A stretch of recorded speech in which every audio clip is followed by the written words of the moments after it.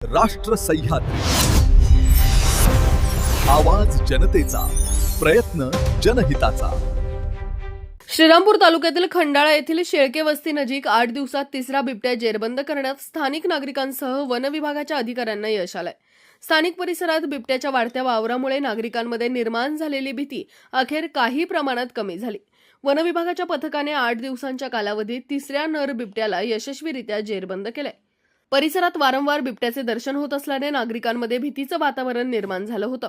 Load shedding व रात्रीची येणारी लाईट यामुळे शेतात पाणी भरण्यासाठी जाण्याचे काम जिकिरीचे झाले आहे। परिसरात महिला मजूर काम करण्यास धजत नाही। परिसरात अजूनही 2 ते 3 बिबट्या असल्याचे अंदाज येथील स्थानिक शेतकरी करत आहेत। वन विभागाच्या या कारवाईमुळे नागरिकांनी समाधान व्यक्त केले असून पकडलेल्या बिबट्याला राहुरी विद्यापीठ येथे घेऊन जाणार असल्याची माहिती वन अधिकाऱ्यांनी दिली आहे। तर सदर परिसरातील पकडलेले बिबटे हे जवळपास अंतरावर जाऊन वन विभागाचे अधिकारी सोडून देतात असा आरोप येथील स्थानिक नागरिक करत आहेत। तसेच नागरिकांनी अफवांवर विश्वास न ठेवता सतर्क राहावे आणि बिबट्या दिसल्यास त्वरित वन विभागाशी संपर्क साधावा असे आवाहन वन विभागाकडून करण्यात आले।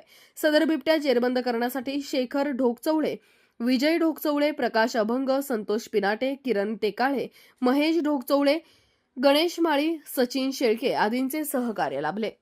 मी शेखर ढोकचौळे खंडाळा येथील शेतकरी असून आज अखेर 3 बिबटे इथं आपल्या शेतामध्ये धरले गेले आणि इथून पुढं समजा सगळ्या शेतकऱ्यांची ओरड अशी आहे का बा हे बिबटे धरल्याच्या नंतर स्थानिक लेवलला गाव बदलून सोडल्या जातात। याशी सगळ्या शेतकऱ्यांची थोडीशी ही भावना आहे किंवा शंका वाटते त्यांना, कारण एवढे बिबटे येतात कुठून। त्या संदर्भामध्ये वन विभागाने याची म्हणजे हे खुलासा करावा। हे बिबटे धरल्याच्या नंतर नेमकं याची कुठं व्यवस्था केली जाते, कुठं सोडल्या जातात, याच्या संदर्भात त्यांनी त्यांचं मत म्हणजे स्पष्ट खुलासा करावा याच्या संदर्भात। मी विजयनाना ढोकचौळे, ग्रामस्थ खंडाळा। आमच्या खंडाळा शिवारामध्ये गेल्या 5 तारखेला एक बिबट्या धरला गेला। त्याच्यानंतर 1 दिवसाच्या 8-7 तारखेला एक बिबट्या धरला आणि आज 14 तारखेला हा तिसरा बिबट्या धरला।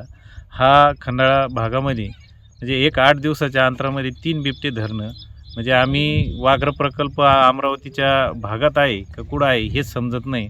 वारंवार हे बिबटे अजून 3 धरल्याच्या नंतर एक मादी आणि काही बिबट्या अजून 2 शिल्लक आहे असे आमच्या प्रथमदर्शनी नजरात अजून पण आहे। तर शासनाने याबद्दल या वन्यजीवाचं संरक्षण करावं इथपर्यंत आमचं काय हरकत नाही, परंतु सामान्य माणसाच्या, शेतकऱ्याच्या, शेतमजुराच्या जीवाला धोका होणार नाही याबद्दल दक्षता काय करता येईल की शासनाने त्याची गांभीर्याने त्याचा विचार करावा।